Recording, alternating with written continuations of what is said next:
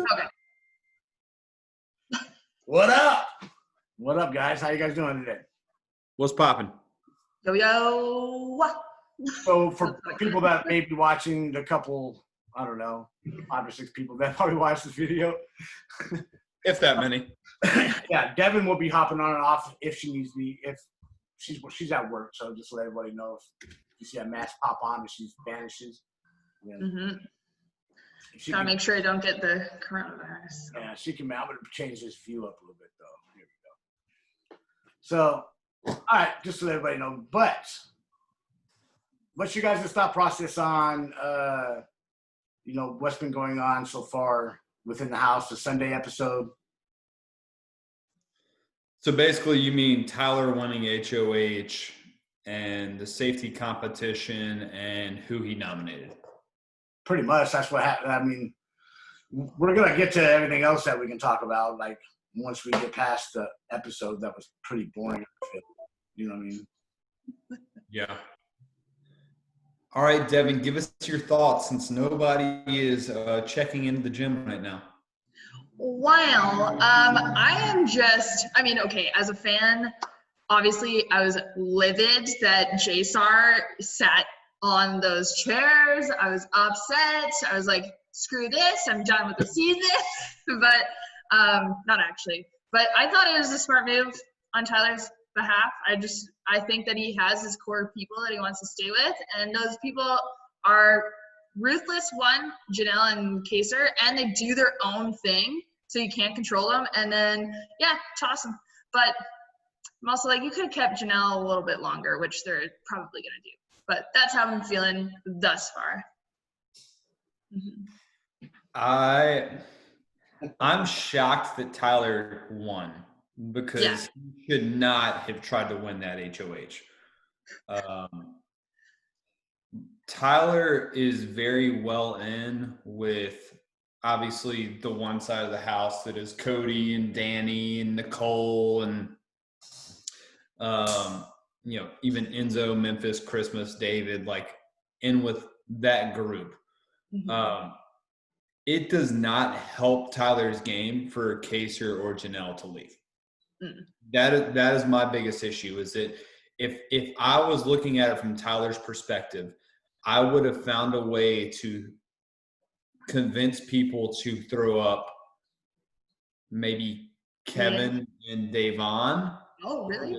Something along those lines, where it's something that doesn't necessarily hurt my game, but it doesn't help the other side of the house.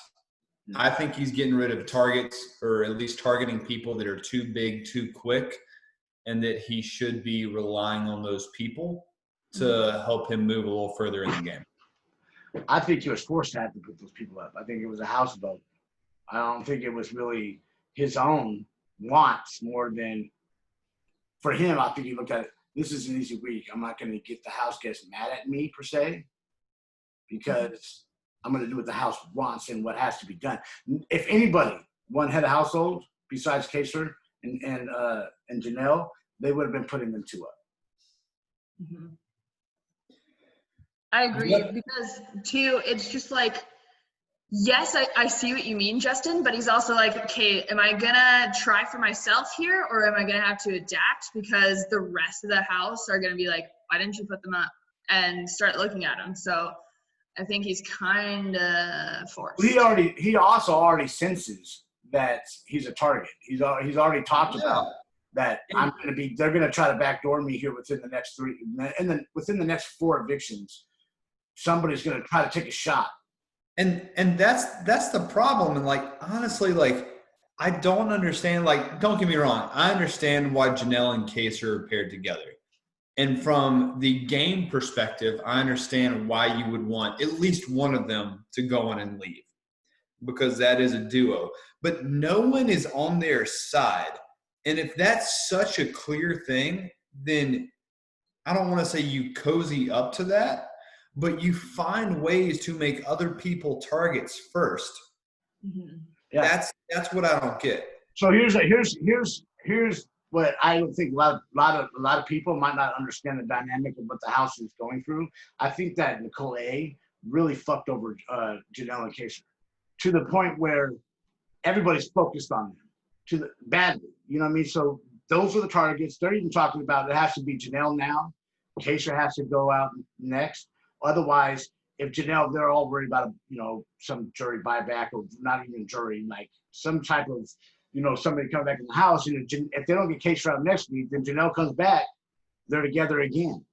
And so, like, that happened before. No. It's absolutely ridiculous in my opinion, because if you have two people going against a house of, what is it now? There are 14 total people, so you have two people going against 12, but you have a really solid core of that. I think you leave that too and you cut out the middle ground. And like, that's my biggest issue is if you look at the first All-Star season, what was so brilliant that Will and Boogie did as Chilltown is they basically said after the first week, let's team up with season 6. We're going to pretend we're on the sides of the rest of the house and the floaters, but let's team up with the other, big targets in this game. So we're not the first big targets, if we get rid of them or if we team up with the other side of the house. It doesn't make sense. It makes sense for someone like Cody and for Nicole because they are so well protected. But I'm shocked at the way that Danny is playing this game. Yeah. She should not be trying to get rid of Janelle. She should not be trying to get rid of two people that are subjective votes, non-emotional votes. Those are people I want in jury. Yeah, totally. But what's crazy? Well, yeah, you're exactly right on that. And what's crazy about Danny's play is that I don't know if anybody's seen a pregame, like the interview with her saying, I want to dethrone the queen and all this stuff about Janelle. It's just like, to me, that you guys know that Danny was one of my favorites before the game started. I was like, I love her. You know what I mean? But I still think she's playing a good game overall, but she's putting too many eyes on her game because she's so laser focused on Janelle. Mm-hmm. And it's like, I don't understand it. It's like, she must obviously be, it's either an ego thing with her. I seen a picture actually of when and Janelle and like whenever she came back this, I don't know, third time or whatever, that when she was at the finale, Janelle had this certain black dress on or whatever when it was down to the 3 when she got voted off. And then the next year is when Danny came on with Evil Dick won, and she had the exact same dress. So a lot of people are saying that she's like obsessed with Janelle and like what all this other crap. I don't know. But I was like, damn, it really is the same dress. Like, the Janelle is real.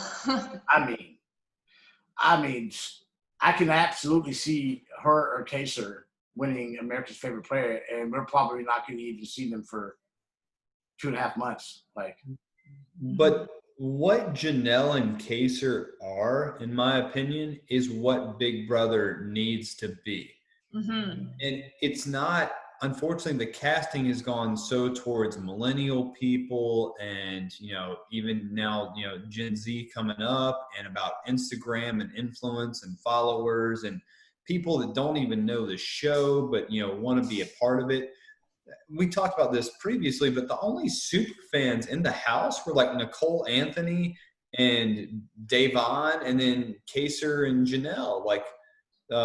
There might be a few others in there, like Franzel might be, considered a super fan, but like Tyler doesn't know anything about what happened before season, 16, and a lot of other people don't either. So I think it's absolutely ridiculous. Like, what I want to see is people like Kaysar and Janelle that want to play, that are there to play, that aren't there for kind of any influencers, that have their own careers, have their own families. Their lives are great outside of this. It's not someone like, no offense, but like Victor when he joined.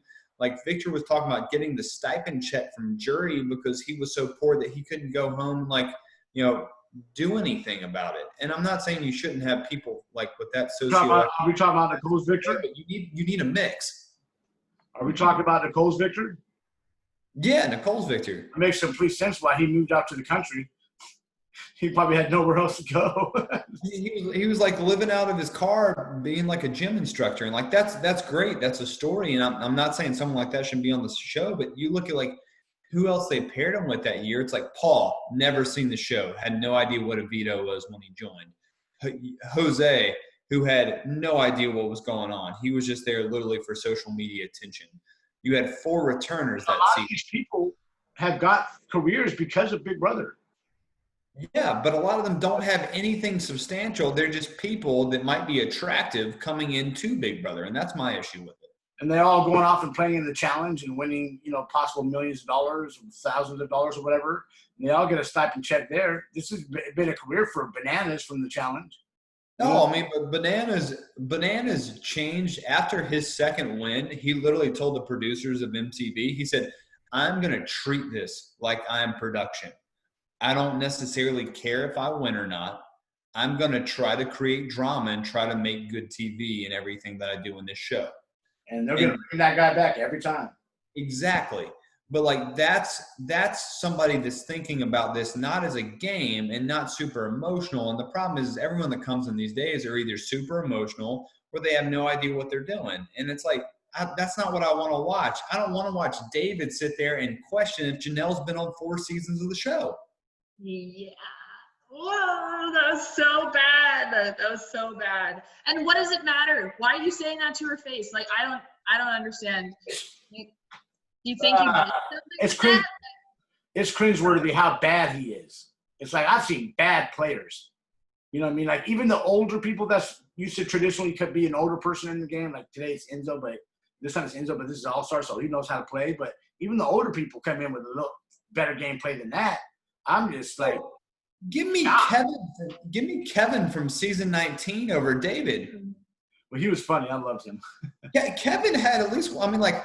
What are you doing as a 50-year-old guy, like wrapping your abs in saran wrap? Like, I mean, don't get me wrong. Like, give me something of entertainment if you're not going to add strategy to the show.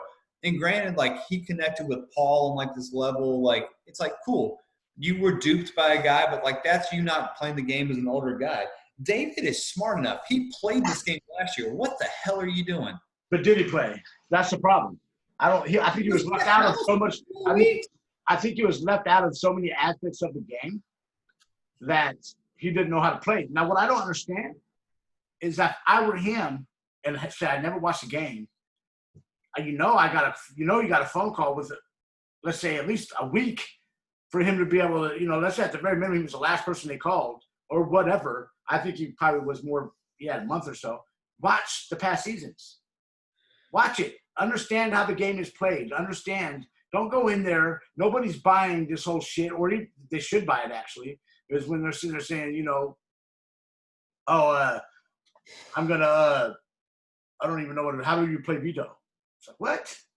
It's like I understand. There's a strategy behind playing dumb and playing. That's just not playing dumb though. But it's not that anymore. I was hoping it was that, and I thought it could have been a good strategy that would have potentially worked okay in a non-all-star season, like asking what is veto, how do you use it type thing. But the fact that all he told us that he really cared about, and once again, like this is going to bring up the race thing, but like he had a conversation with Kaser in his first day or two in the house, basically saying like, I want to be the first black guy to ever win Big Brother. And it's like, cool. I would like for you to, to have that opportunity as well. But what are you doing to actually prove that you want to be the first black guy to win Big Brother? Like, he's done nothing to prepare himself. He knows absolutely nothing about the game. He is honestly, the social conversations that he's had with people in gameplay are the most baffling that I've ever seen for somebody that is a returning player, much less someone like. It doesn't have to do with color at all, to me. I mean, he's just not good at the game. I don't care if you're pink, yellow, or purple. Like, you know what I mean? He just does not know how to play the game. So I mean, you can have all the drive in the world to win the game, but you have to know how to play the game to win any game. You know what I mean? Like, sure, I would like to be, the best let's say the fastest person in the world. You know what I mean? But if I'm not working to get there, how am I going to get there? Makes no sense. I like your scarf, Devin. Thanks. It's a really good chin warmer. So yeah. Good. I look a little bit like Abe Lincoln, actually, in my opinion. But I wanted to comment saying that I find it just so funny and so hypocritical, though, that literally last week every fan about David were just like, oh my God, precious little bean, and he has to deal with so much. And then this week, even though it's like the dynamic hasn't changed, but he's a bad player. Everybody's like, get him off the show. We need his head. And I'm like, can't stand our fandom sometimes. We all suck sometimes. Well, I don't think that people really believed he was as bad as he was. Like, yeah, but like, don't be nice to him if you're gonna be mean over something superficial. In my opinion, it's so hypocritical. I was like, give the guy a shot. He might be, let's see what happens. I mean, this is going into the third week, right? And it's like, dude's legit terrible. I can see that. Like, I don't. Sam as a robot in season 20 was better than David is a human. You're not wrong. You're not. Because she was like crying because she he was talking to her. And it's like, oh, poor girl. Like, at least that's how you play the game. David doesn't even know how to talk to people, period. Dude, it's atrocious. So like he's absolutely terrible. I want him gone as soon as possible because he reminds me a lot of I actually don't want him gone as soon as possible.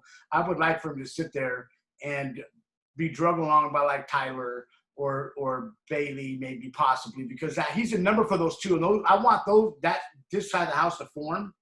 So I don't want David to go quite yet. I would rather, other things happen and then just drag him along so I can watch people like Danny talking to him and getting frustrated with him because, Danny's probably one of the more strategic people in the house, and he's going to be giving her dumbass answers, and she's going to be like trying to rip his head off like, dude, give me something here. She's going to be like, we got to target David. We got to get this guy out of here. I will say, yes, I agree with it from that perspective. I don't like that he is giving me the Matt Kleins of season 19 version, who was the gray fox that dated Raven on that season.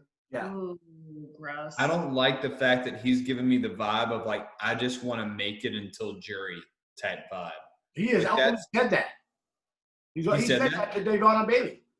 Oh, okay. I didn't even know he said that, but like literally, like that's the vibe I get from him. I'm just trying to stay under wraps and low key because I want to make jury, and then I can start, working on my game a little bit more. And Dayvon is like, this kid is lost. Bailey said he's in La La Land. Man, like that's sad. I didn't even know they said that. So like that's atrocious. That's exactly what he's saying. Part of me goes, though, that we have some misplaced anger as a fandom because why would production do this to us? Like, that's what I'm thinking. Like, save David for a second chancer season. I'm dead serious about that. I think he would have. I think he would have done better with a bunch of newbies. I think he would have, because right now he's overthinking it. They would have ran circles around him. Yeah. Anybody. So I'll combat that, Devin, with saying like, what other African American male could you have brought into this season? And Marcellus. Bring back Devin. Bring back Marcellus. That 100% comes down to casting and production, as you mentioned. They have done such a bad job in casting, a diverse cast over the years, and especially with everything going on right now. I think they said we need to make sure we have a black presence in the house. You mentioned Jose. I would rather have him, as annoying as he is. Oh, dude, give me him. Give me Devin. I mean, Marcellus is a stretch being 20 seasons ago. In his first time being season 3. I don't know if you could have gotten somebody like him, but I mean, I'm sitting there thinking, and it's sad that like you have so few names that you can rattle off as black men, but I'm sitting there, I'm like, all right, you got LaJuan from season 13 that asked to be voted out of the house because he thought he was going to get a special power. You have Keith that same season that was like the second one evicted, that was a non-factor in the game completely. You have Howard from season 15, and unfortunately they're never going to bring back anybody from season 15 just because they don't want to shine any kind of light on that season because of how bad it was racially. And like you have Devin, who I think is a much better option. Jose, who I don't even know, I don't know if he's in some kind of contract with MTV or whatnot. Obviously, all of that doesn't even matter because there was a bunch of people that was from the challenge that were going to come on the game that COVID couldn't. I just don't know if they had tried to work it out. So because Josh at least is like a Latina dude, right? So at least he's got that Hispanic background. Yeah. But dude, I think it's an absolute shame to see like how Survivor does stuff and how they mix it up relatively well, and how it's a fair game, diversely and socially. And Big Brother, it's not that. Like if you come in and you're not white, like you have a massive disadvantage in the game, right? Which I really don't understand why. Because if I were in the game, if they let me come on the game, like and they casted me, dude, I'd probably be more. I would be wanting to work with. I wouldn't care what color they are. Anybody is. You know what I'm saying? It's like mentally, I want to connect. I don't give a fuck what you look like. Yeah. Talk. For whatever reason, are they casting? I don't even want to get into this conversation anymore. But I don't know why that the African American Black people of Big Brother seem really not inept to play the game. But in the same tone, if you play Survivor, they do well. I also think that I don't even want to say a they or him or thee. You know what I mean? It's like human level. Why is that? No, go ahead, Devin. Prejudice and racism, but and then also just weighing of the odds and what the producers want, which I wanted to segue into. Producers, like, very clearly they were losing Big Brother this year, and they were like, okay, how do we scramble and make this work and make people watch us, because this is such an opportunity with everybody at home and we want to make big money. And so instead of I feel like just cast a whole new season if you can. Just cast them, but you can't do that, I guess. You need to do this All-Stars to pull as many people in as possible. And I thought that was such a wrong move. They should have waited, or they should have made something an unprecedented, unanticipated winter season just to let it go for a little bit longer. But I just thought that they've done poorly. I feel like they need to switch the game up. Yeah. Bring back the crazy twist and the crazy powers, and add a little more flair to the game. Like we were talking about how Big Brother Canada plays the game. Do something. Play jokes on them. Make them do shit. I'm sitting here watching Christmas tug around 12 fucking little star babies. It's like, what the fuck is going on here? Although it's hilarious, I must say. But really? I don't find it that funny. I find it funny when you watch it happen live on feeds. Like, I'm like flipping over and I see her laying in bed and she's like sleeping like this, and she's got a fucking bottle to the star baby's face, and she's just like. And so to me, that's funny. You know what I mean? I'm just laughing, and then they get her up, and she has to go run laps with the babies in the backyard, and then she has to come back, and then she has to go to everybody in the house and be like, cute, he's cute. You know what I mean? And I'm just like, and the house guests are starting to crack on her. So I see why they do shit like that, but that's an open punishment. I like how Canada does the the moose. You know what I mean? And then the moose basically go do little fucking missions, and nobody else in the house knows about it. You know what I'm saying? That's fun. Make it fun. Do something fun. And now knowing that they have that fucking safety suite, that huge area up there, why not use it for something like that could become something after the safety suite is over this week. So hopefully they use that to be like some, crazy fucking twist in the game. That's what I want. I think it will be, or at least they should use it, because it'd be awesome. There's this fake elimination, I think in Big Brother Canada, actually. And they got voted out, and then they went to a suite where they just watched everybody and watched everything for a week, and then got back into the game and was like, bitches, I saw everything. So it'd be fun if Janelle got sent there, or Kaysar got sent there. That'd be fun. So I do want to say, Devin, that I am completely on the opposite side of you thinking that this should not be an all-star and be a regular season. Really? I think with everything COVID related, there was no opportunity for them to do the casting effectively. Yep. And especially after last season, you see that there's being more and more controversial seasons closer and closer together.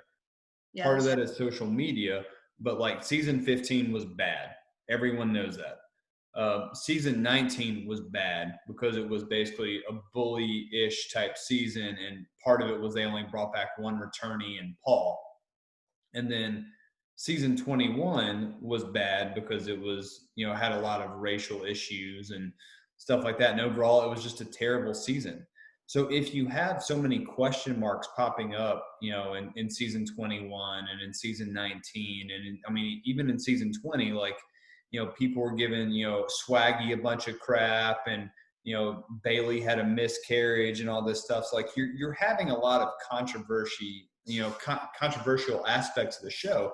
So I think it was the perfect time to go with an all-star cast and to make sure that people are vetted. You're bringing back people that haven't caused issues before. And it might be the only time you can get some of these people back because of COVID. Like Memphis specifically said, if this was not going on right now, there's no way I would be here. And it's not saying that you needed Memphis for this show, but I was about to say that. You're just saying, like, this is the only opportunity that you could have gotten maybe people like Kevin or Enzo or, Cody Calafori or whoever it may have been, because a lot of these people like Janelle and Kaser have families, have careers. Like, they're not on this show for the money. They're on it just because they love the game of Big Brother. Like Cody Calafori said he did it for the check. David obviously is doing it for the check. I think you have a lot of people like that. That although David said today he was doing it for the check, he was doing it more to see if he could, as a black man, could win a game like this. Like that's what David is saying. I think he's saying that, but I think that his actions have proven that he doesn't actually want to win the game. He did nothing to prepare for the opportunity to win a game. No, he didn't.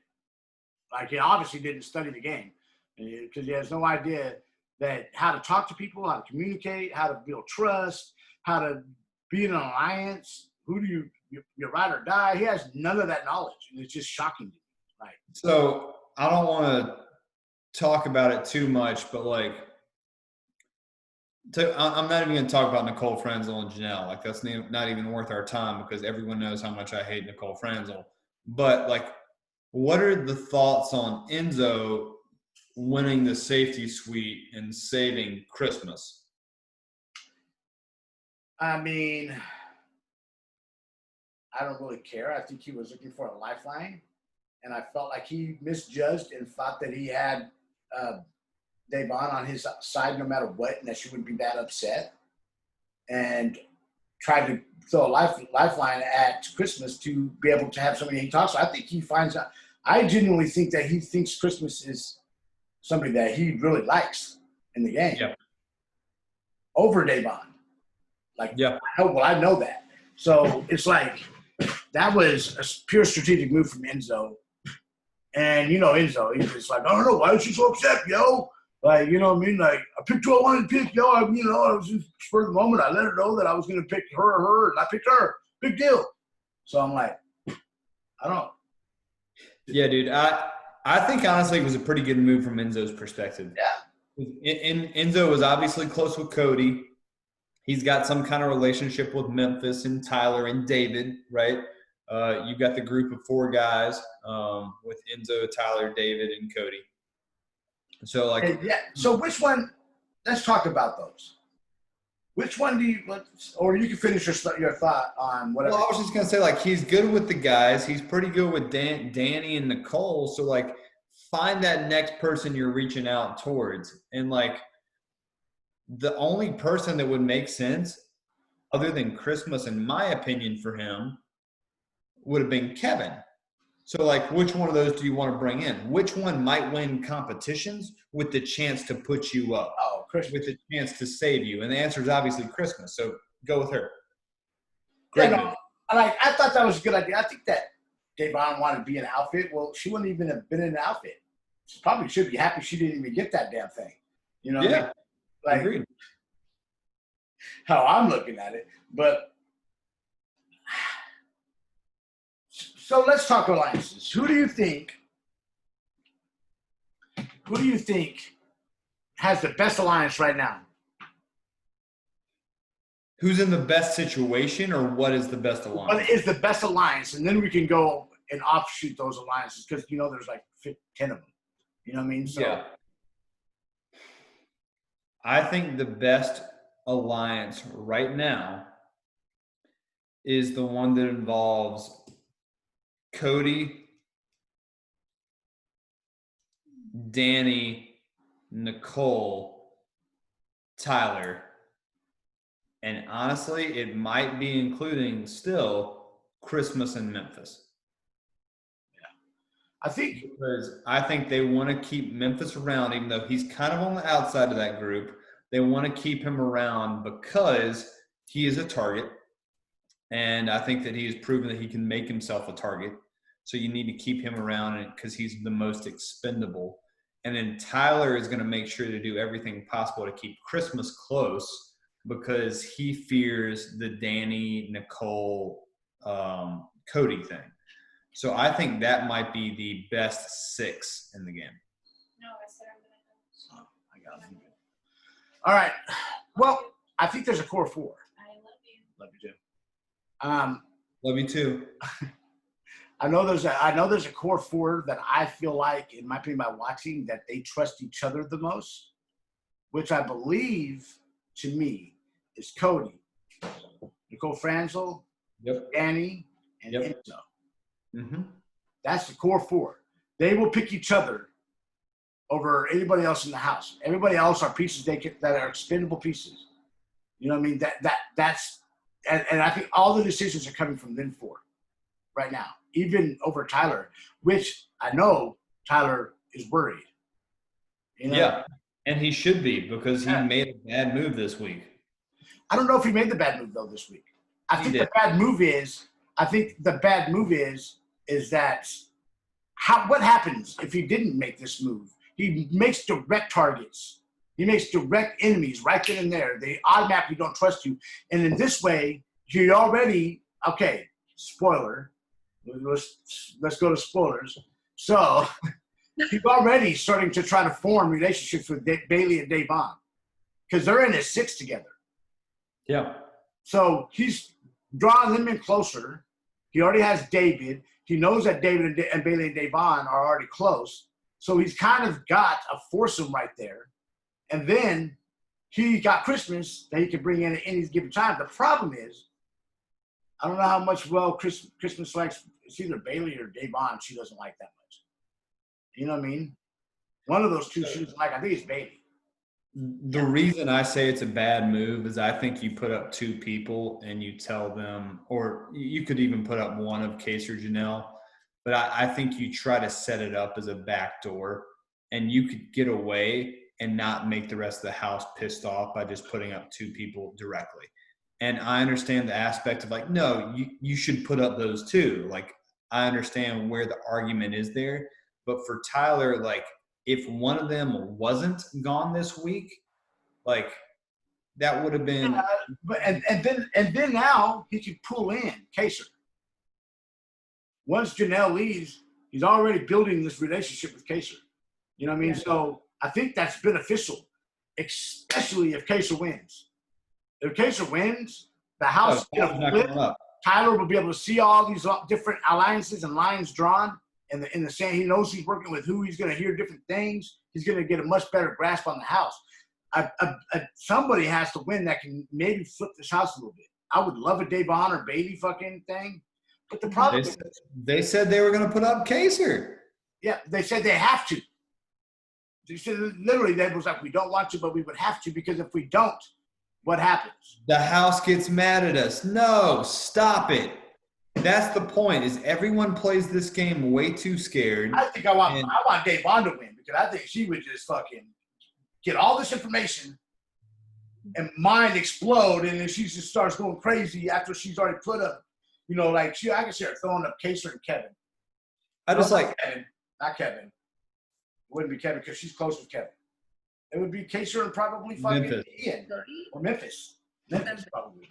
I just like I really, really hate when people play. The way I at least approach the game is not necessarily something like Kaser, where it's like you're so out there and you're like, let's freaking go to war. But it's like you can't play the game scared. And I feel like that's the new school mentality. Is like, I'm going to hide behind a group or in a group of 6 people, and I'm not going to realize it's too late for me until it's literally I'm sitting on the block and going home. And see, this is hard. This season is hard. It's going to be harder than ever for them to get into that six because you got the freaking little snake Christmas over here, who is her sole mission and has been told this is her sole mission by Tyler is to get in and give the other side house and come back and feed us information. You know what I mean? And they're doing that. They're feeding her shit. She's getting all the info and going right back to them, so then they can sit back and strategize about how. So much so that now Christmas was below Davon and Bailey. Now all the work that she's put in, she's now in front of them. They're about ready to go after Bailey and Dave. Like it's happening. In the next 2-3 weeks, one of them is gone. If the house don't flip. Makes me mad.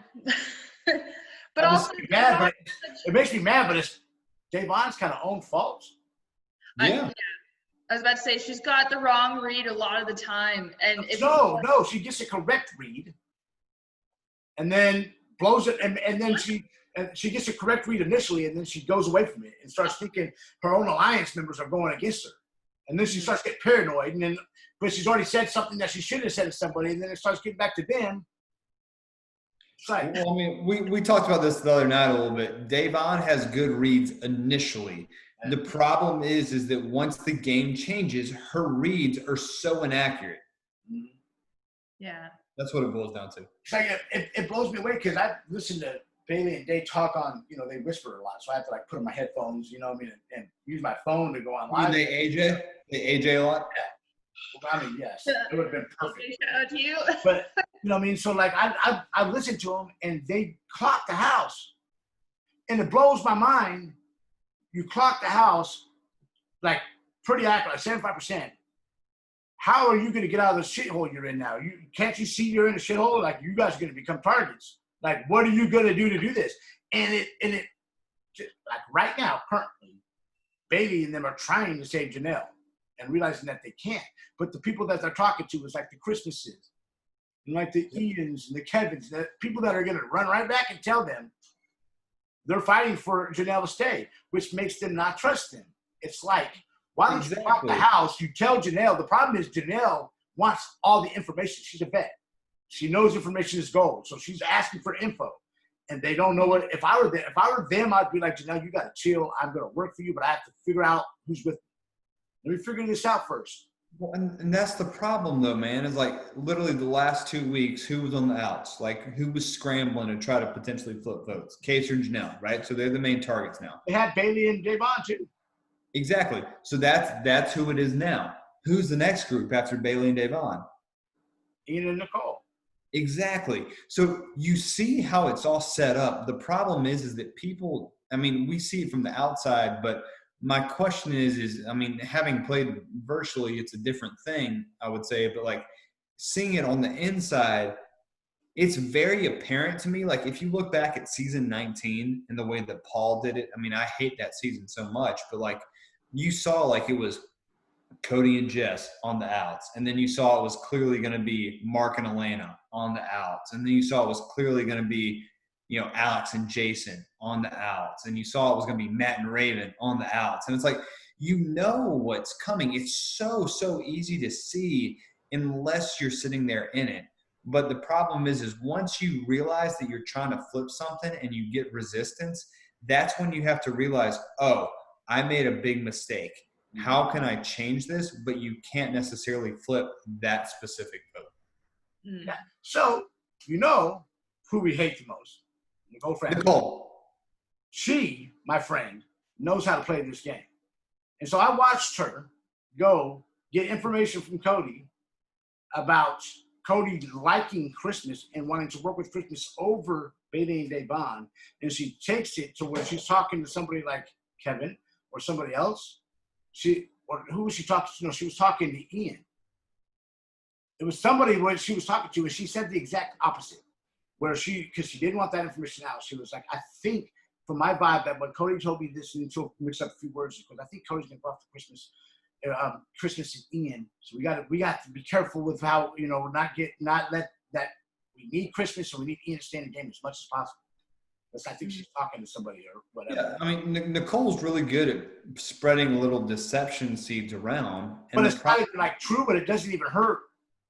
No, I mean, Christmas's game. If it got back to them, they'd be like, "Oh, well, that's not even doesn't even make sense." But what it does is it creates this question mark. mentality flip. It's a mentality flip where they're just like, oh, well, that he's not even somebody I'm even worried about. I mean, it's what Memphis tried to do last week when he asked for a few of his alliance members to play in the safety suite. That's exactly what it is. It's maybe hearing something or setting up something that does not add up in someone else's head, but ultimately helps you or your closest ally down the road. And that's I mean, it's good gameplay. Nicole's good at that. The problem is if you watch what Nicole has done, she did the same thing in 18. Yeah. She was very, very good at setting up, she was very tight with Corey and Paulie, and people knew that. But what she was continuing to do was set up Victor and Paul coming much closer to her while continuing to distance people from Meech and from Natalie. And so you saw like it go on. So to me, Nicole's game is not a mystery. And as we talked about, Kaser said it so well the second night. When the thing about watch playing All-Stars is we've seen them play before. People will go back to their tendencies. And once they get in a corner or once they start playing the game, they're going to go back to their old school methods and what they've done before.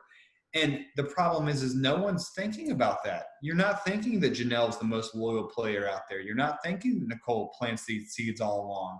You're not thinking that Cody is literally trying to be the nice guy, get information from everybody, and ultimately try to diffuse conflict and conversation just like he did with him and Derek. Like, people aren't thinking about that kind of stuff, but they need to be. Yeah, you're right. You're right. So let's talk. Let's talk about what do you think Ian has to do to win the game? Go, Devin. Honestly, I don't know how he can right now. But he needs to not be with that six, of people. He needs to not be with the group because he is on the chopping block. I think he knows that. I think him and Davon actually had a conversation earlier. He's a part of the four. He's a part of the four. He's part of the four. Okay, because that's the other thing too, is I'm not totally filled in on everything. But I don't know. I think he needs to still stay the puppy dog like he's doing right now. He's kind of like, oh, geez, well, okay, guys. 1 second. Go ahead, Justin. So I think that Ian's game right now is not bad because as of right now, for the one side of the house, he's tried to build an alliance with Nicole, with Danny, and with Cody, right? And that's I would say the most secure threesome in the game, and he's just tacking himself onto it, just like he did in season 14. I think that where he is aligned well is that side, but then you look at the other side as well, and you see Bailey and Davon paired. You see Janelle and Kaser paired. Kevin's kind of alone. You see David. Are people pairing him with Tyler? A lot of times they are. Where does Enzo fall into this? I'm not really sure. Do you pair Enzo and Memphis? Where does Christmas fall in? So he kind of falls into this middle ground, but ultimately he's got the protection of the three most powerful people in this game, in my opinion. So I think that is, yeah, you're right. He needs to worry about Memphis winning. Well, yeah, because Memphis is bitter about the whole damn thing. So, Memphis is carrying this grudge, which is, to me, is comical, and I'm kind of for it. But I think that overall, you can't, and this is my personal opinion, Big Brother, it's very tough to get to the end of this game having everyone as your ally. Yeah. You have to have somebody at some point come out against you. And I mean, if you look back at season 20, right? Tyler played one of the better second place games that we've ever seen. But if you look at how he played it, Haley was the hacker, threw him up on the block as a third nominee. He took personal offense to it. And then he also created, not by his own, but created pretty heavy conflict with Bailey. So Tyler was not the golden child of that season, although he was pretty golden with everyone in the house for the most part, but he did have conflict with other people. And I think that that's something that you need for people to be like, oh, someone else might take this person out, to give you a week or two of maybe, being not the number one target of someone, even if you are the most likely player to win the game. Oh gosh, man, I'm excited. I like the season. I see a lot of people say they don't like it. I hear ratings are down. Um, I'm kind of enjoying it. I'm enjoying watching, but I watch live feeds, the show, the actual episodes, kind of shit. Like my son normally watches just those and things just like that. It's kind of boring. Dude, I think the issue with it is that honestly, they need to bring back stuff like the food competitions and things like that to make it a little bit more exciting. Give them fucking alcohol. Yeah. Dude, I would have loved to see Janelle having 3 glasses of wine, Yes. going after Nicole Franzel. Like, give me that all day, man. Like, Why are they cutting feeds though? Like, dude, strategy talk right here, talking, and all of a sudden, boop, cut the feeds. We're like, what the hell is happening? And then I'm like, so then I go to watching 2 different, because you have 4 cameras, and there's really only 2 Yeah. conversations between 4 cameras. So I'm like watching it both, and neither one of them are talking about something that would make, unless they talk about I guess there's a yeller over the wall, you know what I mean? But unless they're talking about something like that or production, they've always cut feeds during that. But they're taking feeds away. They're cutting feeds, dude, right in the middle of a great conversation. There's a conversation with Janelle and Kaser about how much they've enjoyed playing the game together. Feeds. and it's a catch-22 because and this just comes from business sense. If you look at revenue streams, right, you want people to pay for CBS All Access to watch the live feeds, but you also want people to tune in to the actual episodes. And so right now, are people, if you're showing everything on the live feeds, are people going to tune into the episodes? And I feel like a lot of people that watch the live feeds do, but I feel like because maybe ratings are down, they've continued to cut back the number of strategy conversations or like. So they're going to cut feeds. That means they're trying to use this stuff to watch, put it on the show, right? Like you're cutting it so you could use it to use it in an edit for whatever part of the show they're going to use it. But none of that shit even makes the show exciting. Yeah. What is the point of this? Yeah. I think there people are not watching it is because I think that a lot of people feel like production meddles. Oh, they definitely do. Well, I mean, metal has increased meddling. Hi. Is that a friend of yours, Devin? What? See the lady in the background? Yeah. All right. Well, anyways, she's muted. But yeah, I don't know. I think that their strategy is just not good. Their strategy on how they do it, I think that it cuts all day long, and then at night it just plays. It's crazy. Yeah. Sometimes feeds will cut, for 6-7 minutes. You know what I mean? But whatever. For the most part, in the last 4 or 5 days, feeds just keep going at night. Like there's no problem. While they're sleeping, the fucking things are on all damn day. All the whole time they're sleeping, you can sit there and watch them sleep if you're weirdo like that. You know what I mean? But it's man. But it's like you can watch them sleep, no interruptions, no cutting feeds. As soon as they wake up and start talking, you just feed cut. Doesn't make no damn sense to me. I don't know, man. I like this season overall. I think it's good. I like the returning players aspect, but I do think that it can be a little dull.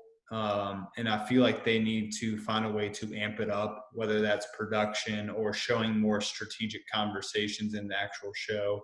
I don't know what it is, but I feel like the old school Big Brother was much more fun to watch on TV. And the live feeds were better. Yeah, I remember skinny dipping going on back in the days. You know what I mean? Live feeds, they were skinny dipping and way more explicit. I don't know if people started, once social media came, just their shit got way out there, so they had to just go away from that, but people started being conscious of that. But I don't know. I don't want them to be sloshy drunk. I don't want that, because I feel like they're afraid if you put too much alcohol in the house because something could be said or done that would just be terrible. But they're giving them like a beer, like dude. They're giving 16 people 2 bottles of wine. A beer wouldn't even wet my whistle, dude. I'd be like, drinking that much water. That's No, I mean, what that does. it's like, I mean, if you want to like make it interesting, like give them give them 6 bottles of wine or give them a case of beer. Like at least like give them something where they can get a little buzz going on and might let something slip. Did you? I seen the Enzo when he's seen all the beer and he's like, "Damn, yo, why y'all? However many beers, like 7 beers between all of us? This is some bullshit, yo." And I was just dying. He was like, "I didn't even want to drink that because it's gonna make me pissed." Yep, And I was exactly. like, I feel the same way, dude. I was like, "Why even drink the damn thing? I'm gonna be mad," you know, like. Devin, I thought we were gonna have some co-stars. What happened? I know. I had that old lady. I was like, these are my friends, and she's like, oh, and like shuffled off to the side. And then this guy was a douchebag, so don't worry about it. All is well. Classic Justin. Oh, he's still by the door, and you can very well hear. Oops, sorry. You heard you call him a douchebag? Yeah, for sure. He just made a face. I'm not looking back there. Alrighty. Well, with that being said, I unfortunately have to roll out, but good seeing you guys. Yeah. Before you leave, Justin, quick question. Who Yeah. do you think, besides KSR, could flip the house if they won HOH? Who would you want to win? Who would I want to win HOH to potentially flip the house? Besides KSR. But I think Bailey and Davon are the most 2 likable options to flip the house, but I'm gonna throw out someone else because I feel like Ian would not put up Kaser. And I think he might maybe put up like Bailey and Davon or something like that. But I would like to see potentially, I mean, Kaser's who I want to win the next HOH. I would like to see Bailey potentially do it as well, or Davon, because I don't think they're going to put up Kaser, even though they say that they might because of quote unquote the house. Ian is the person that I would be interested to see win, not those 3, because I think that he would not put up specifically Kaser. There's a chance he could go after Memphis. There's a chance he could go after someone like David. I think there's some variable plays there. what do you think about Kevin winning? Oh, Kevin, dude, Kevin's a Who poon. would you Man. put up? You wouldn't put up Kevin's a Davon Bailey. poon. Kevin would put up Kaser and Who? he would put up Kaser and Memphis. Can I offer somebody that you guys are going to cringe at? Ooh. You said to flip the house, right? That doesn't necessarily mean that they have to try and flip the house, but I think that if Nicole Franzel won, people would be like, who does she think she is? Because I bet you anything she'll get super annoying during her HOH if she were to win. And people would be like, "Grr," and I think that's what would happen. I know for a fact she would throw a Bailey. One of her nominations would be Bailey and Kaser. And I wouldn't want that. Like, don't want that. But I want people to wake up to Nicole. Wake up to her. I know, but Wiz, did you guys see what Bailey said to her? You guys Yeah, see so what- funny. You know that she made up the catch mark. It wasn't. But, No, she tweeted it out like a few years ago. but what I'm trying to say is that she made that 2 guys, whatever. 2 Couple tries, guys, couple tries. Yeah, a couple tries, couple guys, whatever. But the rhyming part, it's not even what freaking Bailey said. Bailey said you had 2 tries, 2 boys. And then she ran out to go talk shit about her feelings being hurt to Danny. And she was like, yeah, she said 2 guys, 2 tries. And I was like, that's even better. Fuck Yeah. yes, I love that. I think personally, when Enzo, Tyler, David, and Cody made that all guys alliance, that should be the name of the alliance, dude. Couple guys, couple tries. That should be the name. There's no. If I was in the house and I heard that, just like in our little virtual game when I heard Soprano 6 that you said, Barrett, about Mari, I was like, well, that's a great alliance name. And so, dude, that's like part of me being in these games is like to be a troll and to have fun with it. So if I heard something like that, you could bet your butt that I would literally make my alliance name couple guys, couple tries, get a few all guys alliance there. It's all our second time playing this game. It's gonna be. How are you? Yeah, absolutely. I think it's wonderful to have. What was I gonna say? What was I gonna say? I can't remember now. Who did you want to win HOH? Well, for me, I would want Bailey or Day to win, but I feel like they're still gonna throw up Kaser, so it's gonna make me hate them. Yeah. You know what I mean? But I think that Bailey gets along with Kaser, so I want Bailey to win because I think it would be harder for Bailey to actually do it. Agreed. I think she would struggle with putting up Kaser because they've connected and bonded in the house. So I'd want Bailey to do it because I'd want to see who she would target, which I feel like she wouldn't want to target Kevin because of the connection between Kevin and Day. Day would be telling her not to. So I think she would go after Ian and Franzel. The problem is Ian probably leaves. Yeah. And I want Franzel to gone. So there's nobody that you could throw up against Franzel where Franzel don't stay right now. Cody. It would have to be Danny and Cody. One of those two to be up against. The only person I think that you would send out over Nicole right now, or the only person that would stay over Nicole, I think, would be Cody. Possibly. He's covered with Enzo. He's covered with Memphis. He's a better situation than Tyler. He's in a better situation with David. So that's 4 votes right does there. Danny like him more than Franzel? Because I feel like when I watch Danny talk strategy with Nicole and Cody, she is much more real with Nicole Franzel, and I feel like she much more has. It feels to me when I watch it like this is what she really wants to happen in the house. You know what I mean? With Cody, I find her bullshitting a lot. Danny and Nicole are very, very tight, and ultimately, I think Danny's allegiance is 100% to Nicole. My question, though, is Nicole's allegiance 100% to Danny, or is it someone like Cody? But you also see Danny. Danny's much more manipulative in the point that she's easily going to fucking point it out that, dude, Nicole can't win a fucking thing. Cody can win any competition at any given time. Who is the bigger target here? I feel like she'd be able to get that across to people much more better. I don't know. Danny has also mentioned already, like, hey, we got to start looking at some of these guys relatively soon because we're going to be out and we need to we don't want to be sitting there at the end with Christmas or with Tyler or with, Enzo. Is it not fucking bazonkers that Janelle leaves just a third girl in a row? What game are these people playing? Dude, You know what was said though? I saw that tweet saying like Janelle will be the third person. It's gonna make history, and I was like, wait, who was the first? Like I had no idea, and I was like, oh shit, Keisha, sorry. Well, she did play a pretty quiet game, but a pretty forgettable game, if you ask me. Yep. All right, guys. Well, and then Nicole and I'm sorry, but they're all justified. Like even though we're making history and like gotta be equal about things and men blah blah blah, but it's like, come on, like Keisha didn't fight for herself. Nicole A was totally out to lunch on who she thought was out. And Janelle's just a beast. So I think it's justified knocking those ladies out. But I'm also like, I'd rather see other people. I would love to watch that.